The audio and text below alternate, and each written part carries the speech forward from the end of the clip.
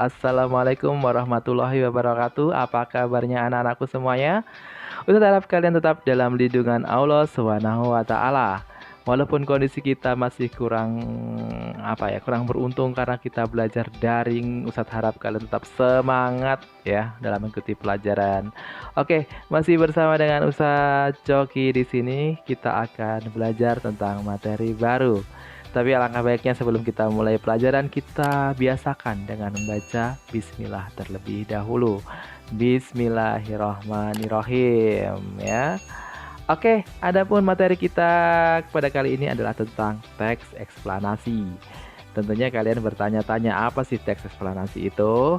Sebelum kita mengupas lebih jauh tentang teks eksplanasi, Ustadz sampaikan dulu tujuan pembelajaran kita pada kali ini. Adapun tujuan pembelajaran kita adalah memahami bagian-bagian teks eksplanasi dan menerapkan dalam sebuah tulisan. Oke, seperti apa? Next, kita lanjut ke yang berikutnya. Oke, tentunya kalian pernah baca Wikipedia kan ya?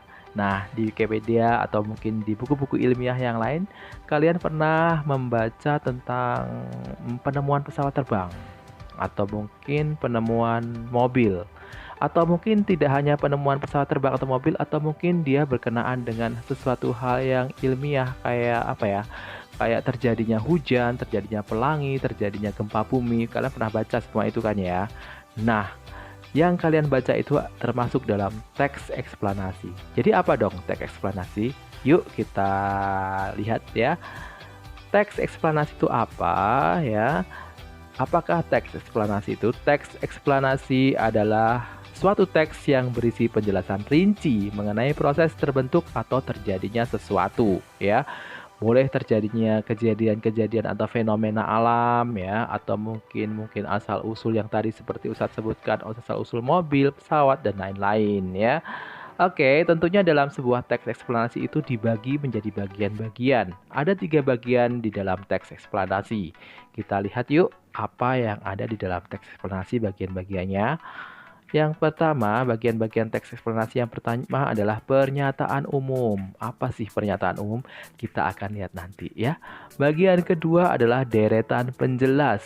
Dan yang bagian ketiga adalah kesimpulan. Oke, kita lihat dulu yuk. Kita intip yang nomor 1 dulu. Apa sih pernyataan umum?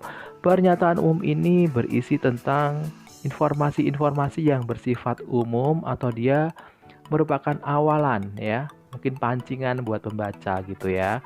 Dia biasanya berada di awal paragraf. Jadi informasinya tentang yang sesuatu yang umum aja ya, belum masuk ke informasi detail. Yang detail ada di mana? Di bagian kedua ya. Namanya apa? Namanya adalah deretan penjelas. Deretan penjelas ini berisi tentang memperjelas informasi yang sudah disampaikan tadi di paragraf awal ya. Dia berada di paragraf isi. Paragraf isi ini biasanya tidak hanya di paragraf 2, boleh juga di paragraf 3, tergantung dari jumlah paragraf dalam teks tersebut ya. Jadi kita lihat nanti yang termasuk dalam paragraf isi ini apakah ada dia di paragraf 2 atau 3 ya, tergantung ya. Sedangkan bagian akhir ada kesimpulan ya. Kesimpulan ini apa sih? Kesimpulan ini berisi opini penulis. Tentunya kalian tahu ya opini ya. Opini itu adalah pendapat dari penulisnya sendiri ya, bukan fakta ya. Dia biasanya berada di paragraf akhir. Nah, sepertinya kalau kita ngobrol aja kayaknya kurang ini ya, kurang begitu jelas. Tapi nanti insya Allah nanti Ustadz akan kasih contoh sebuah teks, tapi nggak sekarang ya, maybe next time. Oke, jadi itu dulu ya yang Ustadz sampaikan. Ada tiga bagian dari teks eksplanasi ya. Bisa kita simpulkan di bagian duniawinya bahwa untuk mempelajari teks eksplanasi akan memudahkan kita untuk memahami isi sebuah teks ya. Mengapa sih dipermudah? Karena kita tahu teks eksplanasi itu sudah bentuknya sudah sistematis sekali. Tadi bagian pertama ada apa? Pernyataan umum, lalu deretan penjelas dan kesimpulan ya. Tentunya akan lebih mempermudah dong ya, tidak berbelit-belit gitu. Oke, untuk ukhrawinya sendiri kalian bisa lihat bahwa di surah At-Taubah ayat 122 yang intinya di situ adalah apa ya, mengajak kita untuk selalu menuntut ilmu dengan sungguh-sungguh ya, karena teks eksplanasi ini adalah sesuatu yang berkaitan dengan hal-hal ilmiah, jadi kita dituntut untuk menuntut ilmu secara sungguh-sungguh. Oke, bisa kalian baca di situ ya artinya.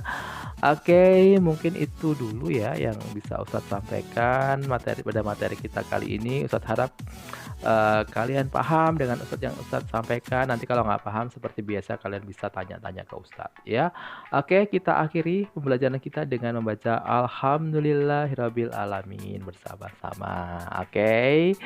Demikian materi yang bisa Ustadz sampaikan. Terima kasih atas perhatian kalian dan Ustadz harap kita bisa segera bertemu secara offline ya, bukan online lagi. Terima kasih atas perhatiannya. Ustadz akhiri sampai di sini. Assalamualaikum warahmatullahi wabarakatuh.